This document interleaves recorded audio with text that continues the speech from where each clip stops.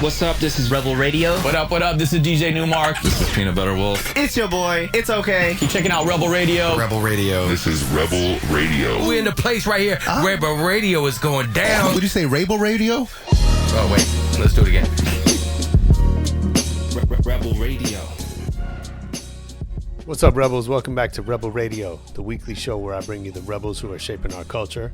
I'm your host, Josh Levine. This week, I bring you a great interview with Marcus Welch. He's the co-founder of Quadio, which started as a music streaming platform for college students and quickly evolved into a community to facilitate collaboration, discovery, really a whole support system for all types of creators on college campuses. Marcus has some great stories about his journey as a DJ and working at tech companies into co-founding Quadio and how he's learned to lead his people and the broader community. There's some great lessons, some great stories. I hope you dig it. Let's get into it.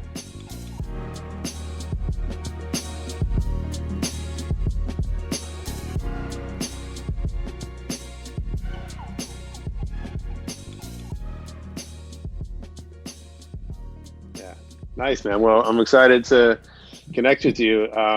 I just learned about what you're doing recently and seems really cool. Thanks. So is it Quadio? Yeah, Quadio. Right? Yeah, Okay, exactly.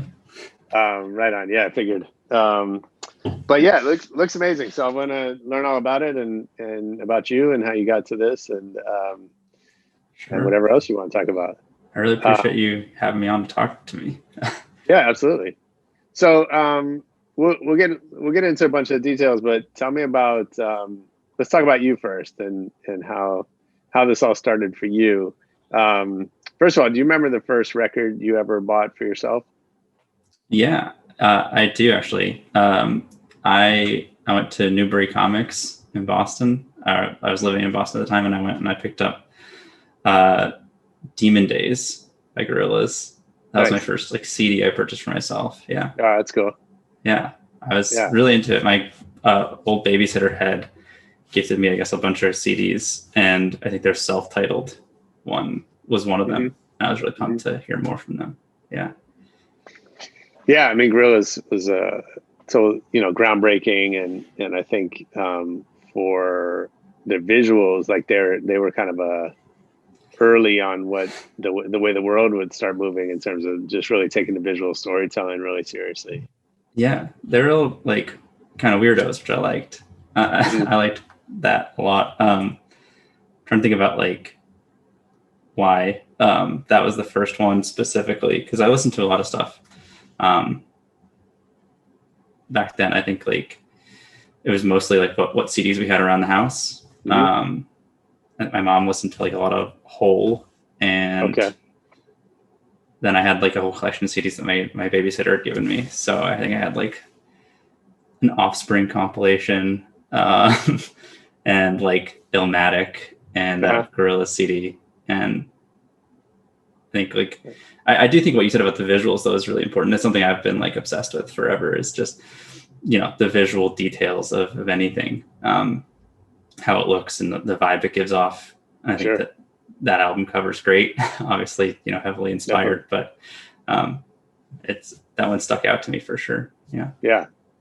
Nice. And then you started DJing pretty young, right? Yeah. Who put you on the decks? How'd that happen? I was more of a radio DJ than anything. Started in high school because I was obsessed with music all through middle school, and I tried playing instruments, but I wasn't very good at it. I was just not coordinated enough. But I was just always listening to stuff. And so when I got to high school, I was looking for an activity, I guess, to do. It was a boarding high school, and I didn't know anybody. I didn't have a lot of hobbies outside of listening to music. And so that was something, joining the radio station was something that I could do that I was really hyped about. Nice. So yeah, I joined my freshman year. Do you remember your first radio show? Yeah, it started out as it was an hour every week, and I started out as I alternated between classic hits and new experimental weird stuff that I liked.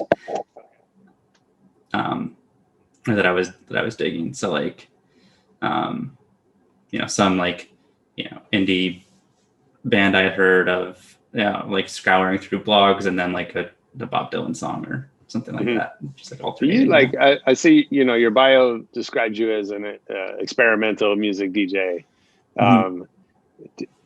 That's an interesting classification, right? Because I wonder, like, how do you draw that line in your mind about what classifies as experimental and or what draws you to a particular record?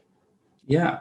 I mean, for me, I think like there's like definitely artists who would define themselves as experimental, but I think that my definition of it is a little bit broader than that, like a little bigger tent. And I think that when I was in college, I had like a radio show, and then I had 2 radio shows on as well. And they recently launched like an online one, so I could play explicit stuff. It wasn't like FCC monitored. So that's how I got to like really do more of the experimental stuff. And there it was just like artists or bands or projects that I felt were taking a genre and trying to move it forward, or trying to do something different with it, as opposed to what was working necessarily, or what like was a guaranteed, success, or at least the people would vibrate with. So yeah, I think that I did that for hip hop. I had like a hip hop show specifically about that. And then I had one that was more like singer songwriter, or, electronic stuff sometimes found its way in there as well.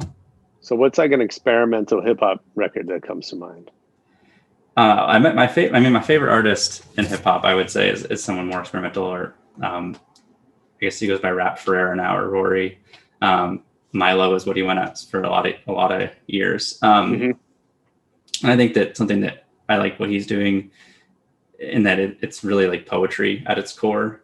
He really takes hip hop back to its roots of like being spoken word poetry, being, beat poetry, and taking a lot of his lyrical inspiration and content inspiration from what was being discussed and talked about and put into poetry back at the origin, but also, self-produces, makes a lot of like weird off the wall beats, a lot of off the wall references to like obscure nerdy stuff that I like a lot. Cool.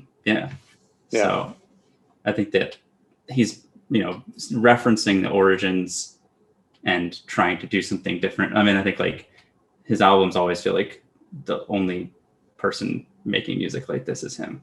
So I think that qualifies for me as well, for sure. Yeah, I mean, that's really interesting. I think, most of the conversations around, music, and certainly the music business, right, is about, it's about hits. It's about artists trying to make a living or massive amounts of money, on their craft. And obviously that stuff's all important. And, but also, there's those artists who are not doing that, right? Who are exploring boundaries and trying to, challenge themselves or their listeners or whatever. And I think that stuff is also really important and sometimes overlooked, right? And that, you forget 100%. That those records then often inspire other artists to do things and that push the art form forward. Totally. Yeah. I mean, it's all about how you define, success as an artist, right? If I think for Rap Ferreira, Rory, success for him is being able to feed himself and his kid and keep putting out music and inspire another generation of musicians in his footsteps. And I think that that's really cool. I think that, people like Nicholas Jar, who I'm sure make money off of their music for sure, but it feels like success there is being able to express their own feelings and emotions through their music. And people seem to really love it. I really love it. I think like, I'm not against any artist making a ton of money off of their music. That's not to say that like that's something I don't like. I think that that's awesome. A lot of my favorite artists are, pop stars and massive like, industry icons. But I also love when someone whose definition of being a successful musician is, properly expressing themselves and meeting their goals. Yeah. How much do you see that? And I want to jump into kind of what you're doing with Quadio, but how much do you see that in, the up and coming musicians that you're working with now, like, is there, how much do you see artists who aren't focused on becoming the next Travis Scott or Lady Gaga or, or whatever their lane is, right? On being that next superstar. Yeah. I mean, we talk to and see and meet a lot of artists, tons, thousands of young artists looking to be an artist professionally. And I would say like the vast majority are ones who want to be huge, but that's not to say that that's all we see. I think that's what an artist who is just starting out, whose goal it is to really like be a pop star, is going to be someone who's more apparent to people who are engaging in that community as well. Because if you're a developing artist and your goal is to make weird stuff and like push boundaries, you're not also probably the person who's like DMing everybody to get written about or putting yourself out there, really trying to grow your Instagram numbers, doing marketing. Like, I think that those are the people who we see a lot more of the folks doing experimental stuff in our communities.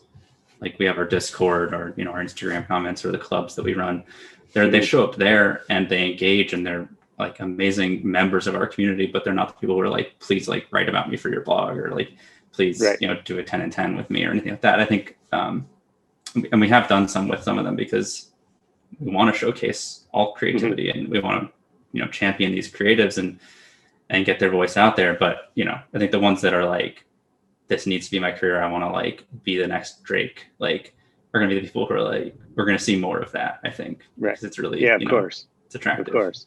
Yeah. So, you'd started down the kind of corporate route. I know you worked at Twitter and at Blizzard. Take me back to the decision to leave Blizzard and start this business.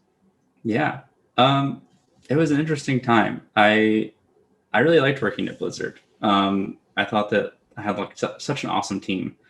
The folks I was working with there, I still talk to them and they're great people, but I obviously had been working in music all throughout college and high school. And then right after college, music at Twitter. And when I was at Blizzard, obviously I was working in gaming and in marketing. And I'm also like a lifelong gamer and I love playing games. I love playing Blizzard games. And so Blizzard had been a company that like I'd always had my eye on, but as soon as I left music, I like felt this pull like back to it for sure. I think that a lot of people who work in music feel like it's the only option. Yeah. Yeah. And so I missed music. I missed the East Coast as well and New York. I think that LA is an awesome place, but it's not my place. I think that it was just like a different speed of things, or just, I don't know, I miss the seasons. So is that right? I had really been like longing to get back into it. And then my step cousin, our relationship's a little weird. It's like technically I think my step nephew, but we're 2 years apart. So step cousin, Joe had just graduated from college and he came to me with the idea, the initial idea for Quadio, which in his words was like a streaming platform for college students. And I thought like, having done college radio and understood the power of a local community rallying around musicians within their community, showing up to their music, the importance that has for the development of like a young artist's career. I thought it was a really cool idea. And then we sort of fleshed that out as a concept for a couple of months and eventually thought about, okay, it's a platform that does more than just, show you who's making music in your circles or in your college. It can do all these different things. It can be a home for creatives to, find their crew, to share their work, to gain recognition amongst their peers. And so we had mapped out this whole, structure of things. And at that point, like the more time we put into it and the more energy we put into like mapping out what this could be, the more it was like, I have to do this. Like I love, I actually learned a ton at Blizzard. Like I went in as, at Twitter, I had been doing music partnerships, and I learned a lot there. I learned a lot about, how musicians and artists talk to their fans and how that information is received. And then at Blizzard, I learned a lot about how a business talks to their consumers and how those messages are received, and trying to understand the average, game player, music listener, and what they receive from the people that they are, consuming content from. That was really important in terms of like how we crafted Quadio's brand, and our messaging and our voice. But I was really dying to like get back into music, and I love working with Joe. I think he's a great guy, and I love the idea. And the more we worked on it, the more it became our idea, and it just became an inevitability at a certain point. So yeah, we jumped ship, and we both quit our jobs in October 2018, and then nice started building it in our living room. Yeah, cool. So yeah, I definitely appreciate that call, that being called to music and to kind of develop this vision and then go bring it to life. I think it's also scary for a lot of people to step away from a full-time job and security, and definitely. What was that like? What fears did you find yourself confronting, and what'd you do to address those? Yeah, I mean, there's a lot of fears. I think like anytime you start something new, there's a ton of fears, even if it's a full-time gig, and you don't have to have the fear of like, where am I getting money to pay rent? There's lots of fears about like, what do my coworkers think about me? Or like, how am I going to move up in this company? Or how am I going to be remembered when I make the next move, or anything like that? I think like I was used to having fears in any job that I was in, because both Twitter and Blizzard were enormous companies with huge reputations, and I was a really junior kid at both of them, and I wanted to like be making a difference. And I was always worried, like, does anyone know that I even do anything here? Like, and so I think starting your own company, it's a very opposite side of that. But I think, like, to answer your question directly, I think that I was really worried about, like,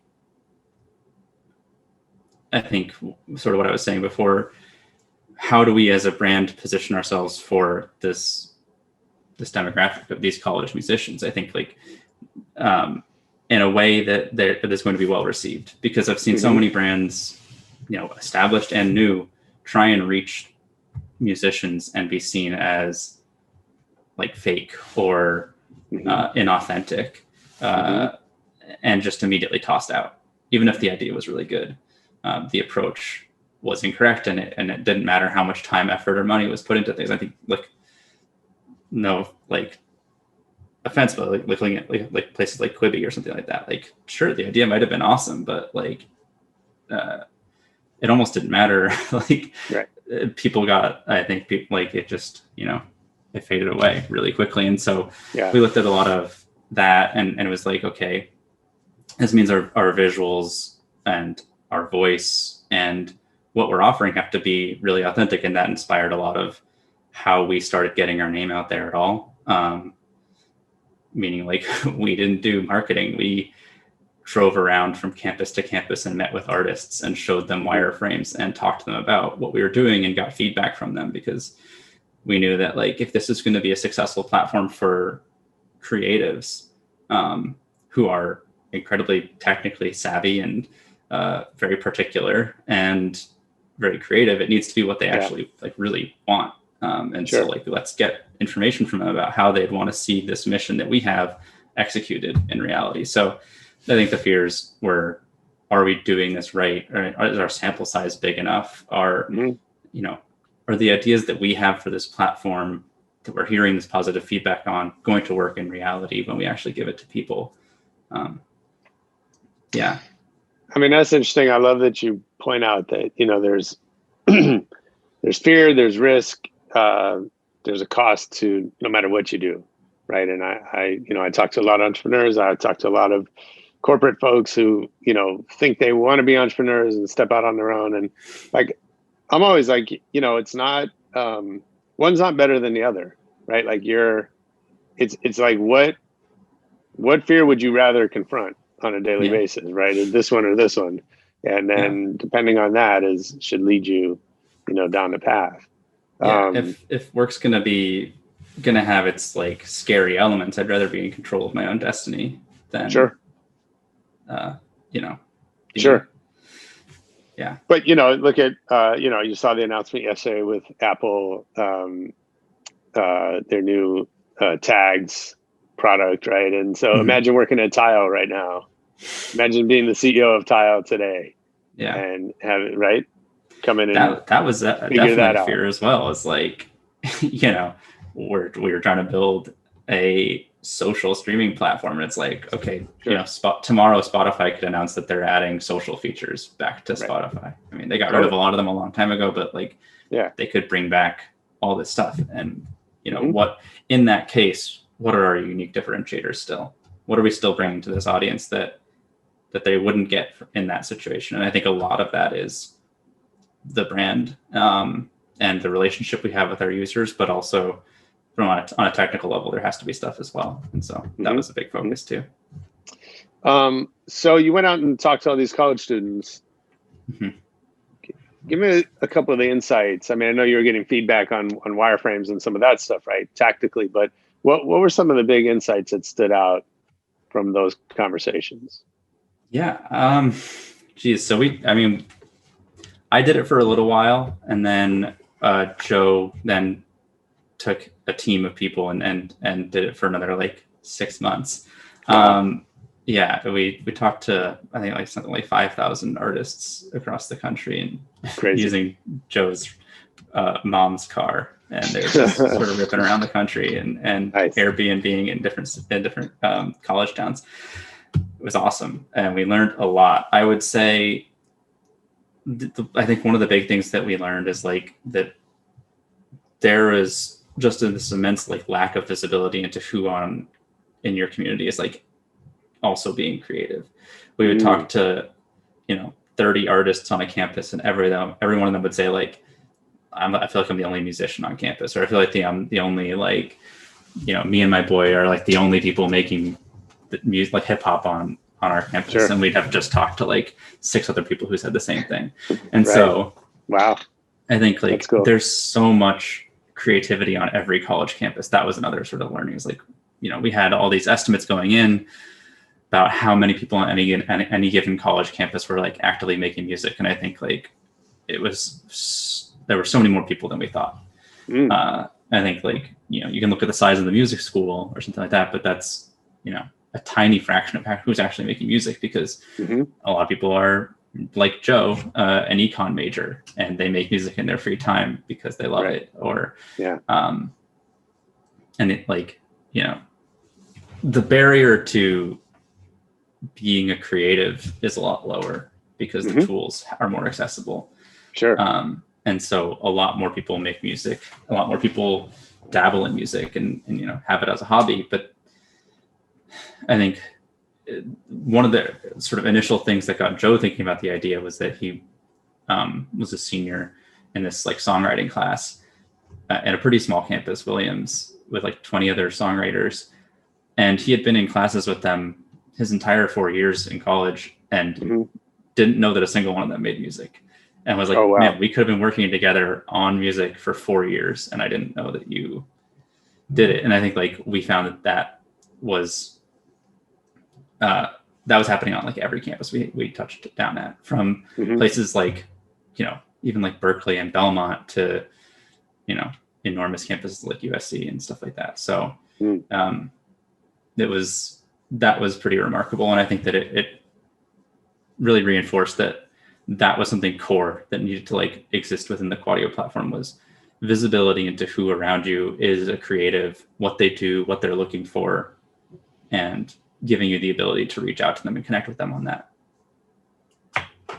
Yeah, I think that's huge. I think, to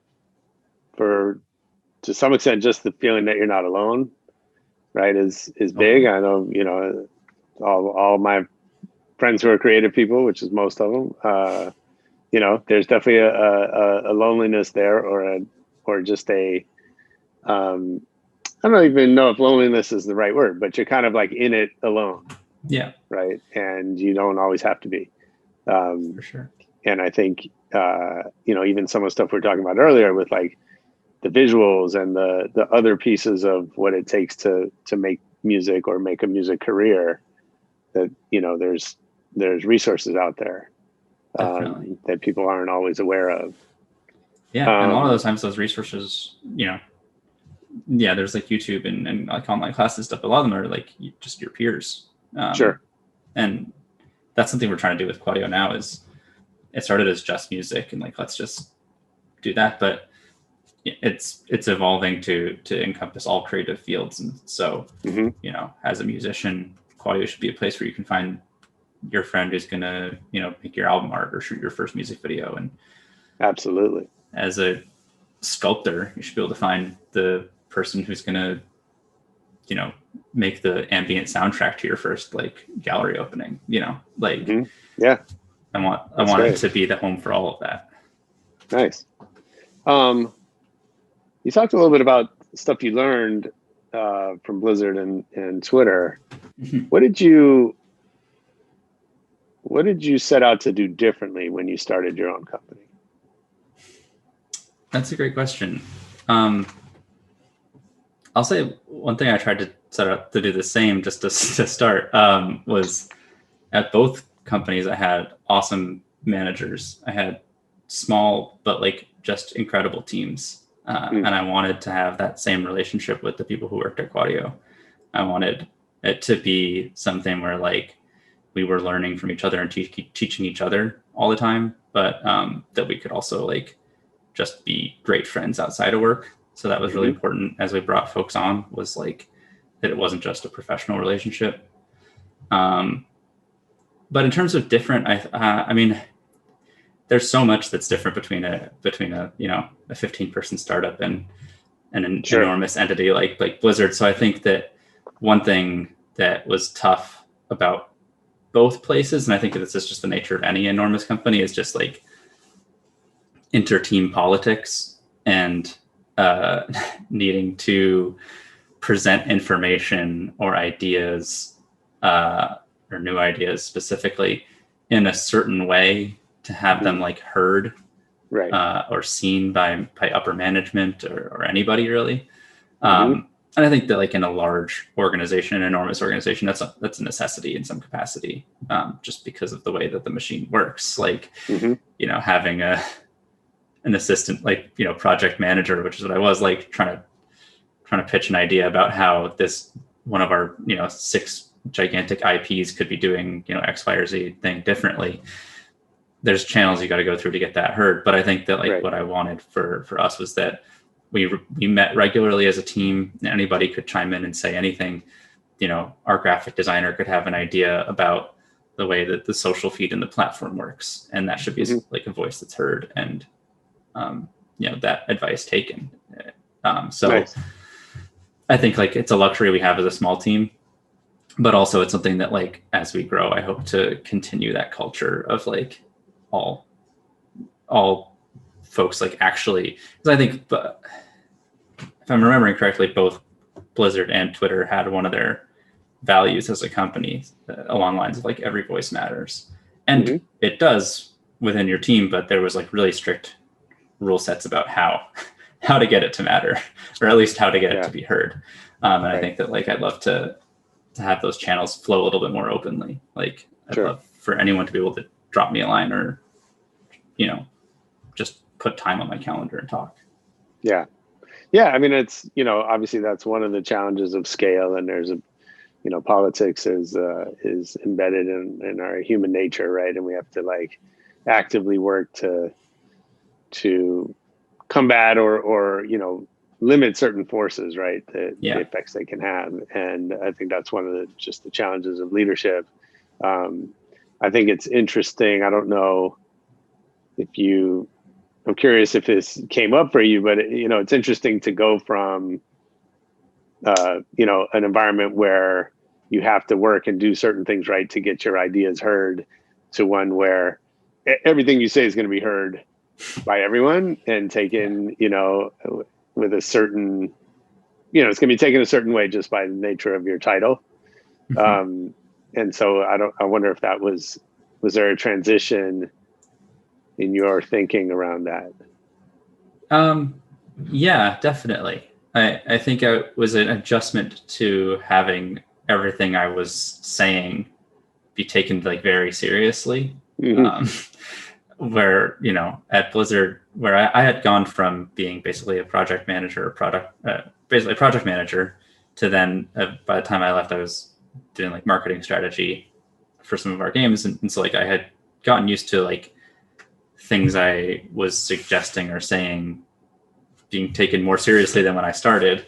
But I wasn't like in charge of anything really. I was a contributor on a team that was making big decisions, but I wasn't like what I'm saying now is sort of the end all be all. But that's also not how I don't like wield the CEO sword and sort of come down and say, okay, my word is totally final. I think that's one thing about like a lot of our decision making when we were in the office and now is very collaborative. And it's very rare that I come in and I'm like, okay, here's the plan we're executing on this specifically. It's like I come in and say, okay, I've done my thinking and here's the sort of channels I want us to execute on. But now let's talk about all the different mechanisms we can use or the different methods we could use to execute within that channel. And let's come out of this with a collaborative decision that we all agree on that this is the right way forward to like, and it can be a decision from like, okay, we want to change one of our brand colors or something like that to what's the next, topic of our next club or, it's small decisions, big decisions. They're all very collaborative.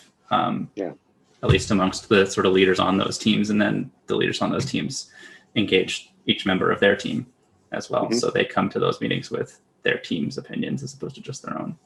Yeah. So you talked about fleshing out that original vision with Joe. So you're 3 years in now? Yeah. How is that vision? Like where are you relative to that vision and how has the vision evolved? Yeah. I would say the initial like mission has remained consistent. The North Star of wanting to build a better platform for college creatives to, harness the knowledge and skill sets of their peers and like engage better in their community. That's always been the goal there. But like at the gates, the vision was to have a platform that was 50% music streaming platform with like charts and stuff like that, and 50% like the networking aspect of it.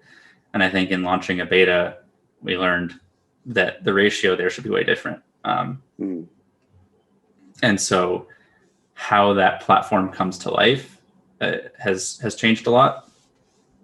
And so right now we've shut down the beta as we sort of rebuild a lot of the parts of it. So the initial sort of like, we had planned out wireframes like 2 years into the future. And I think like, wow, that was probably not the best use of our time right out the gate because, as we learned quickly, even just in talking to artists, it was like, we want to build what they want. And so this has all been a lesson in that is like, let's go back a bit to the drawing board in terms of like what functionalities are going to be front and center. So planning on relaunching the beta this year with a lot more like functionality that is inspired by the learnings of the first one. But I think also to your question, the initial vision for Quadio was strictly an app, like it was a platform. And we've grown way beyond that a lot more quickly than we anticipated. We were like, man, it would be sick to eventually have this record label that was attached to it. But that was like 5-year plan. And now we have a record label and we have 6 artists. And we've, we're going to have a live events business and we were about to launch that and the pandemic hit. So now we have a digital events business and like clubs and speaking events and stuff like that. So, and our Discord is like really active. And so like, I think the scope of what we do is a lot bigger than we expected it to be at this point in time. We expected to like be this app and, that was going to be that. And now it's like the app is the only thing that right now is not something that was like actively happening for our community. Fun. It's being built, but all this other stuff that we're doing is now Quadio. That's cool. Sounds like, I mean, you get a lot of feedback. You have input from your community. Yeah. How teach me how to do that, right? Like when you get feedback that's not helpful or that's not that's like things that are contradictory, are like when you go out and talk to students, how much do people tend to agree and sort of tell you the same thing over and over versus like these wildly different perspectives, and how do you process all that internally? Yeah, I would say we hear a lot of different people say a lot of the same things.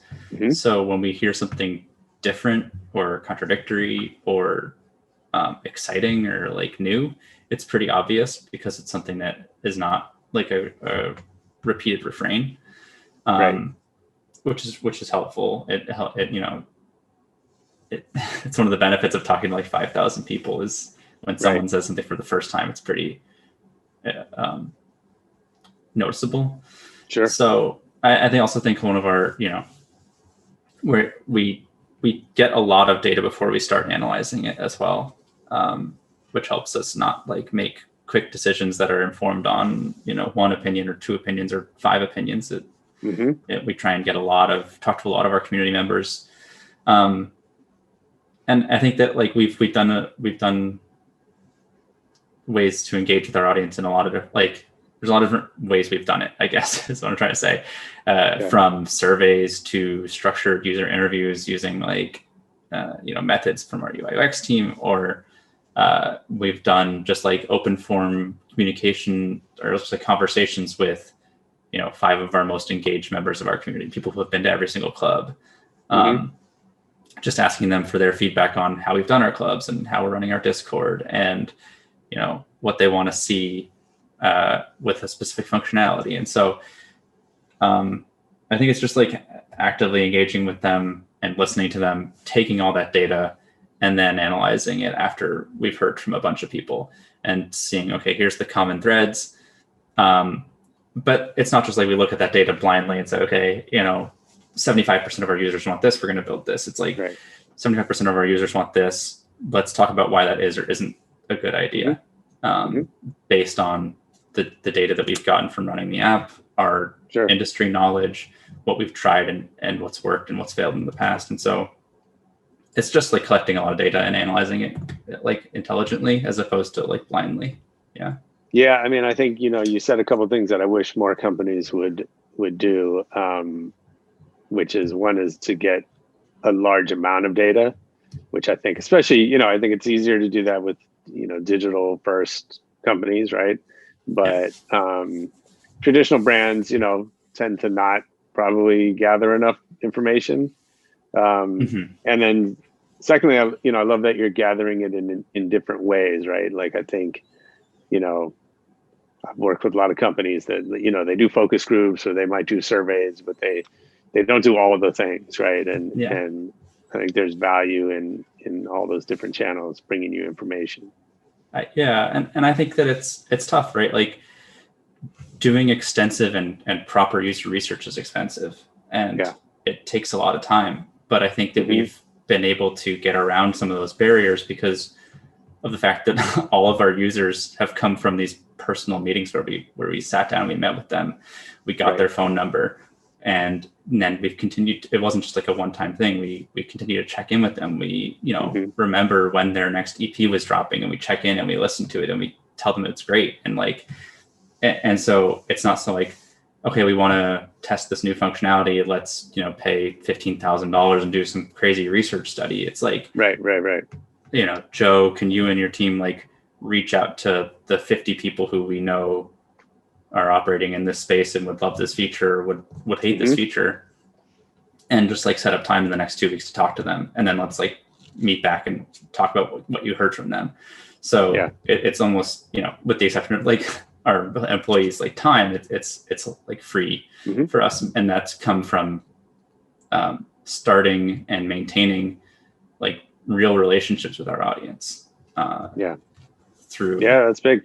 That's a big part of our work, and a lot of Joe's team's work, the community team, is like the maintaining of these relationships with our community, because it pays off in a million different ways. So Sure. research is one of them. Yes, I think it's interesting that you're focused on the college market, right? Like when I was in college and started my career, like college radio was hugely important. In hip hop, it was where a lot of records started, and it was a whole genre of college rock. That seems to have kind of fallen away. Yeah. It's fallen away in a big way, right? And so, I'm curious now, what do you think the music industry can learn from college students and the college market? That's a great question. A lot, honestly. Like, these are the kids who are going to, they're going to be the next generation of pop stars. And they're going to be the next generation of like hip hop, artists. And so I think like you see it with the bands that are sort of coming up right now, and like, Brockhamptons or like Junior Varsity or stuff like that. Like these kids who just like fully are the culture. Like, I think that a lot of times, it's easy to want to be prescriptive about what's going to work, as opposed to like receptive to what is working, and then like operating in that channel, and being more like reactive a little bit there. College students are, there are, like we talked about at the beginning, the ones who want to be the pop stars, but there's also the ones that like want to do stuff different. They have really unique perspectives and ideas and visions and voices, and their art is their way of expressing that. And so I think like a lot of people don't get down into the super trenches and like listen to everything and respect it as if it was like a Taylor Swift record. Like, I think a lot of it's taken with a super big grain of salt, or like just seen as like, it's just a college student making music, but that's not the case. Like, everyone who's massive now was making music the same time these kids are making music now. And they're all going to be the next big. So I think it's like, I guess the lesson I would say is like, take it seriously, right? Like, there's a reason why college radio like was a huge tastemaker back in the day. And I think a lot of the reason that like college radio isn't anymore is because radio isn't really anymore in a lot of ways. Sure. And that role has been taken over by blogs and influencers, and now like TikTok people and stuff like that. But that's not to say that the people making music in college aren't still going to be defining the sound of the next generation, or like the next big musical movement. They still are, but the methods of like hearing that and talking about it and getting on those trends before it's too late, like have changed. And again, that's just like the value of like being in an active, engaged conversation with our audience and listening to them, is that we're going to hear that first. Yeah. So when you guys, you talk to all these college students, what are you hearing that's most comforting and most concerning from these next generations? I think the most comforting thing is just like how many people are making music. I think like for me, it's like quite disheartening. In a way, it felt like for a while, the number of like successful musicians at any given time was like shrinking to a number where it was like, okay, only like the top, 20 artists on the charts are like people who can actively do this as a career. I think like that with streaming, in a way, that's changing, with different methods of monetizing your art, like Twitch, or like, partnership deals as a micro influencer. Like that's still like a sustainable, business for all these people. So I think the number of artists who are young and unsigned, or, signed to a tiny label, or just like working with their friend as a manager, a lot more people can have a career as an artist nowadays. So I think that that's really relieving to hear. I think that that's really important for art and for culture. I don't know. I don't think there's I don't have a ton. There's nothing that like keeps me up at night about like the future of music. It's all quite exciting. Yeah. Yeah, I think like, I get really pumped about all the different stuff that's happening. I don't feel like, I think like, you could be worried about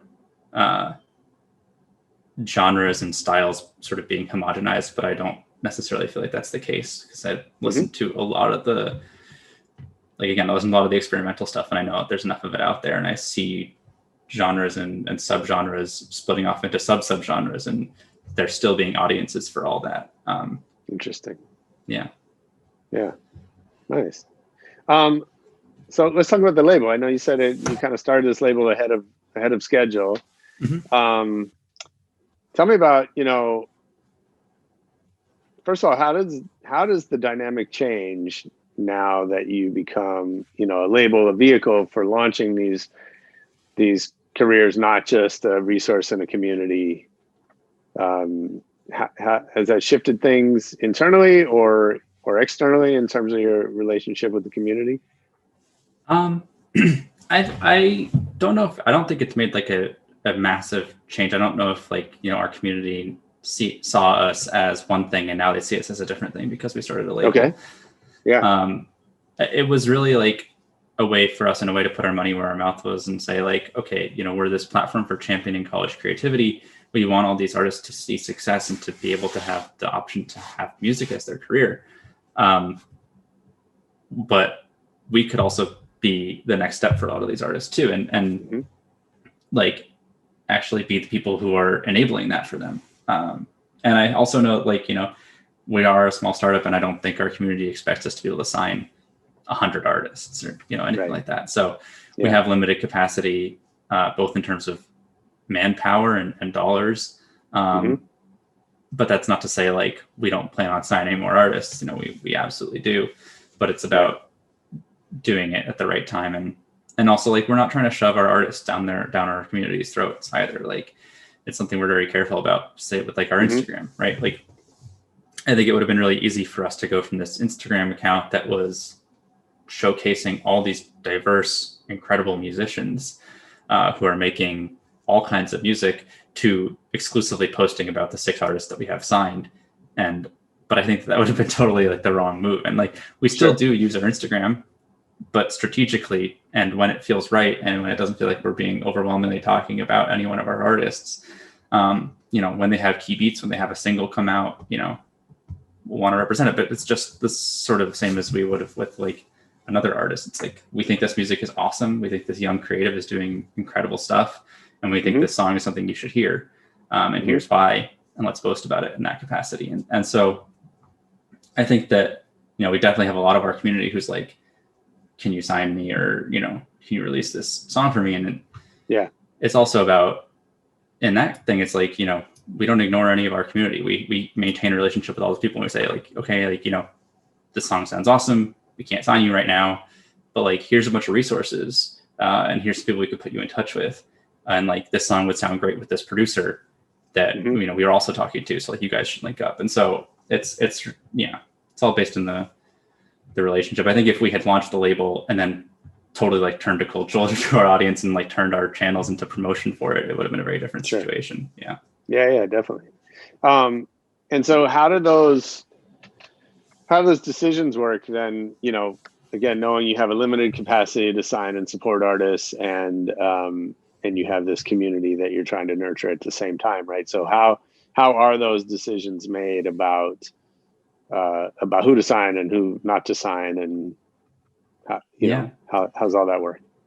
So I mean, like from a business perspective, they're kind of two separate businesses. I mean, they're not like, I guess like legally speaking, it's all under the Quadio umbrella, but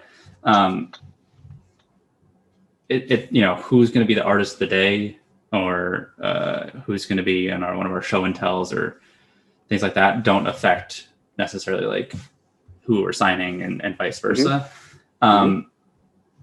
But when it comes to like when we're going to sign an artist, it's usually, we want the whole company to be really excited about their music. We want everyone from, our video designers to, our marketers to me, to our board to be like, wow, this song is awesome. And if it can capture the attention and the interest of that diverse of a group of people with that diverse group of tastes, that's really promising. And I think also it's that combined with, is this artist someone who in our, we have a lot of conversations with any given artist, obviously, before anything even begins to move forward. It's like, is this artist who's someone who really seriously is ride or die, I need to be an artist, is the motivation there. And so it's a combination of a lot of factors about sort of how those decisions have been made. And yeah. Nice. So I know you said you're relaunching the app. Is that right? So yeah, tell me about what's the future look like? What are you most excited about? Yeah. So I think one of the big changes is some of the stuff we talked about before, which is going from more than just music to all creatives and wanting all creatives to have a home within the Quadio platform, which just means a broadening, on a basic level, broadening the types of content that can be uploaded or posted or shared. But it has a lot of implications about how users can define themselves, how users can find each other. So I think that's a big one. I also think the other sort of major changes coming are, again, all these are coming from our data and our research and our engagement with the community, but it's the fact that a big part of Quadio, the first beta that we had out there, was this chart system where as a listener, as a user, you were shown all the music that was coming out of your school, and then you could also look at all the music coming out of your state and all of the music coming out of your region, and then all the music nationally. And so it was a chronological feed of all that being uploaded by users, broken down by those regions. And then there was charts that were sort of a trending chart within those things. And so the idea was success within your school.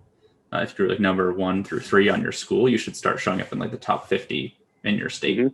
And nice. So success within your immediate community would drive you to a bigger audience, and then upwards to a national level. And that definitely worked in some capacity, but it wasn't where people were spending the most time and getting the most value out of the platform. Looking at our data and talking to our users, the thing that people loved the most and spent the most time on and came back the most for was a page that we didn't really think of as a big focus for ours, which was this networking page, which was just a list of all the users on the platform. And you could filter by what their skills were and what they were looking for and what school they went to. And so people just kept coming back for that and using it to find collaborators and using it to find people to give them feedback, people to, sync with, all that good stuff. And the charts became one of our lesser used pages. And so that is all informing how we're rebuilding things and giving people a lot more tools to find their collaborators, giving people a more robust searching system for that, and nice. Having that networking aspect as the focus, as opposed to this competitive streaming aspect as the focus. Yeah, that's really interesting. I mean, I've done a fair amount of college marketing over the years, and I think it's definitely tempting to think about the competitive aspect. When you think of college experience, right? You have school rivalries, you have teams, you have, it's a competitive environment. And so I think that's a really interesting insight to see that that's not where people were naturally driven with this. Yeah. Interesting. Cool. Well, I got to get to a little lightning round before I let you get back to work. Absolutely. Yeah. So what's your favorite city to travel to? That's a good question. I don't know if I've traveled to too many cities a ton of times. I honestly prefer traveling out of the city and into the woods, upstate New York. Oh, cool. Yeah. That's where my mom lives right now, and I love just getting out into the wilderness. But I guess if I had to choose a city, maybe Boston, which is where I grew up. But I haven't been back in 10 years. But I do love just how much I loved how old the city is in a way. I love the brick and the trees and everything. Yeah. I haven't been to upstate New York since I was a kid, but I went to a wedding in Connecticut, and we stayed, in Manhattan and rented a car. And I was blown away by the fact that like we're driving up West Side Highway and you're into the Bronx, and like 10 minutes later, you're in the wilderness. Yeah, it's just like dense woods. Yeah. Crazy, like right outside of the biggest city in the country. Yeah, I love that. It was pretty amazing. Yeah, that's cool. Who was your favorite DJ? Jeez, that's a great question. Maybe DJ Shadow. I don't know. I listened to a lot of introducing all throughout like high school and college, just like constantly. Sure. Yeah, Shadow's dope. Nice. Love that. Yeah, amazing. He's amazing because he's a great DJ and he can play. You know, I've seen him live a few times, and that's awesome. Plays sets that are, you know, he can play like a bit more of a traditional DJ set, and then go off and do his thing. Yeah, that's awesome. Great. What's the last great? Oh, go for it. Go for it. No, please. I mentioned him earlier, but Nicholas Jar is another favorite of mine. I saw him play. Nice. At Music Hall Williamsburg a couple years ago, and it was just like an unbelievable show. Yeah. Cool. Nice. What's the last great book you read or listened to? I've been reading a lot of poetry lately. I've been making my way through Frank O'Hara's collected poems. I love how conversational his poetry is. Nice. Yeah, I think that I also like to read a lot of like graphic novels. It's like Rutu Modan's Exit Wounds was really good. I know it's not like a recent one, but I recently picked that up and finished it very quickly. Yeah. Cool. What movie do you think you've seen the most in your life? I would say Pride and Prejudice, because it's my wife's favorite movie. And whenever it's like, you know, I think it's like once every couple months we usually have that on. It's always a good time. That's so funny. Yeah. It's funny. The answer to that question is always something random. Yeah. Outside of that, maybe Happy Gilmore. When I was a kid, I did in like middle school. I didn't have a spring sport, and so I signed up for golf. And like it was like anytime it was raining and we couldn't go to the driving range, the golf coach would just put on Happy Gilmore. So I probably saw it like 15 times. Yeah. Sure. That's so good. Who's someone you haven't met that you've learned a lot from? I want to say like a musician like Justin Vernon, maybe. I think listening to Bon Iver's Forever Ago in high school taught me a lot about like, I feel just like expression of emotion as an adult man, and like what is and isn't, you know, I would say, I guess, what is acceptable as opposed to like what isn't. And I think that like a lot of my understanding of like emotionality had been very different prior to listening to someone who was like so open. And I think then listening to a lot of like interviews that he's done and podcasts and stuff that he's been on, just a really insightful guy and some of the music I love. Yeah. That's really interesting.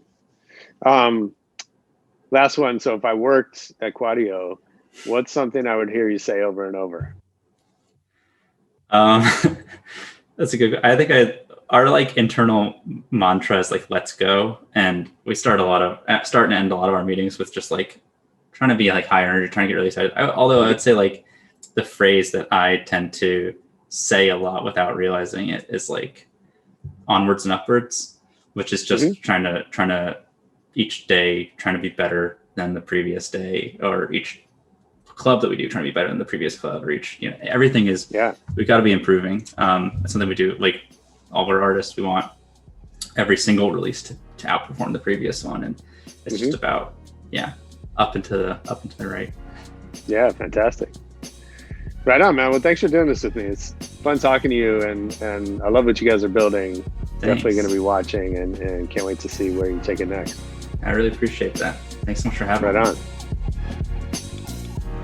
That was Marcus Welch on Rebel Radio. I hope you enjoyed it. I know I did. Make sure you check out Quadio, discover some new music bubbling out of college campuses around America. And let's see what else. Come back next week. We got another good one for you coming up. I think it is our 6-year anniversary special, maybe. We'll call it that anyway. So make sure you come back next week for more Rebel Radio. Peace.